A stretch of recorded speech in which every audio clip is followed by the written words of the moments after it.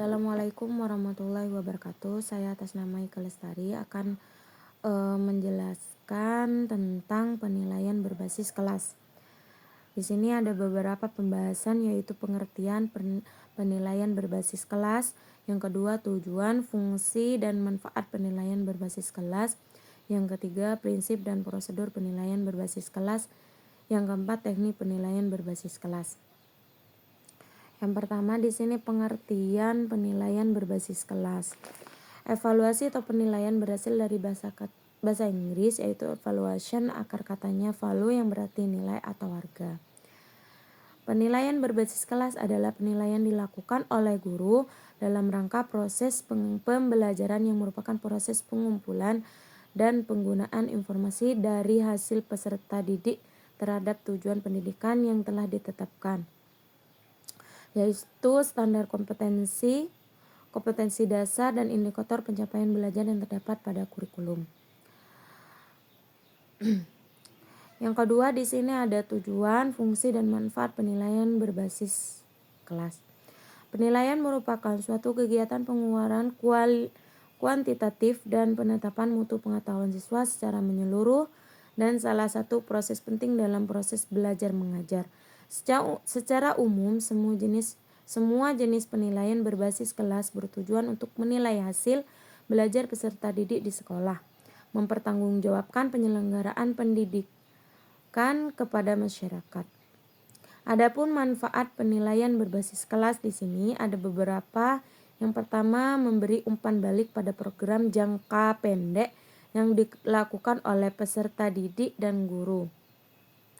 Yang kedua, memberi kegunaan hasil pembelajaran peserta didik dengan melibatkan peserta didik secara maksimal. Yang ketiga, membantu pembuatan laporan lebih bagus serta menaikkan efisiensi pembelajaran. Yang keempat, mendorong pengajaran sebagai proses penilaian formatif. Yang kelima, peserta didik dapat memantau pembelajaran dirinya secara lebih baik dan lebih menitik beratkan pada kemampuan, keterampilan, dan nilai. Yang keenam, bagi orang tua dapat mengetahui kelemahan peringkat anaknya serta mendorong orang tua untuk melakukan pembimbingan.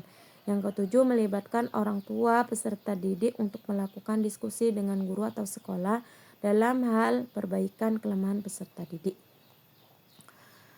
Ada prinsip dan prosedur penilaian berbasis kelas. Di sini juga ada beberapa. Yang pertama, mendidik. Penilaian harus memberikan sumbangan positif terhadap pencapaian belajar siswa. Yang kedua, terbuka. Kriteria penilaian dan dasar pengambilan keputusan harus jelas dan terbuka bagi semua pihak. Yang ketiga, menyeluruh atau mencakup seluruh domain yang tertuang pada setiap kompetensi dasar.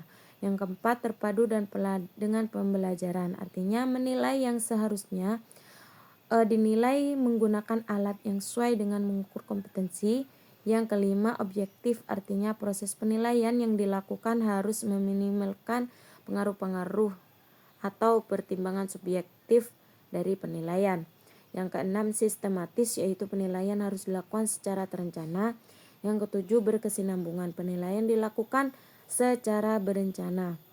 Yang kedelapan, adil. Penilaian harus adil terhadap semua siswa, tidak boleh pilih kasih dengan tidak membedakan latar belakang sosial ekonomi.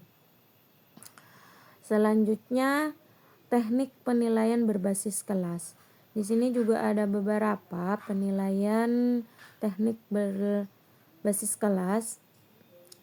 Yang pertama, penilaian unjuk kerja. Penilaian unjuk kerja merupakan penilaian dengan mengamati kegiatan peserta didik dalam melakukan suatu tugas.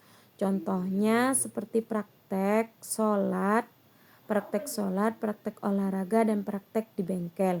Yang kedua, penilaian sikap. Penilaian sikap merupakan penilaian dilakukan dengan mengamati sikap peserta didik dalam berperilaku di lingkungan tempat belajar.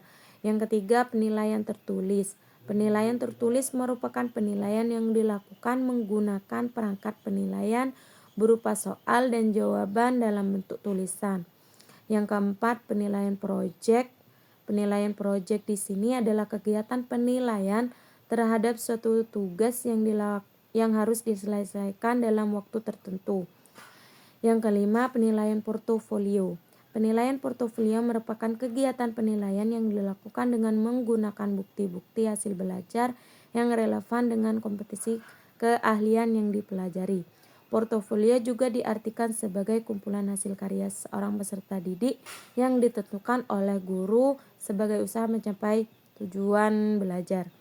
Yang terakhir di sini penilaian diri. Penilaian diri adalah suatu teknis penilaian di mana peserta didik diminta untuk menilai dirinya sendiri berkaitan dengan status, proses, dan tingkat pencapaian kompetensi yang diajarinya dalam mata pelajaran tertentu. Mungkin demikian saja dari saya, kurang lebihnya saya mohon maaf. Assalamualaikum warahmatullahi wabarakatuh.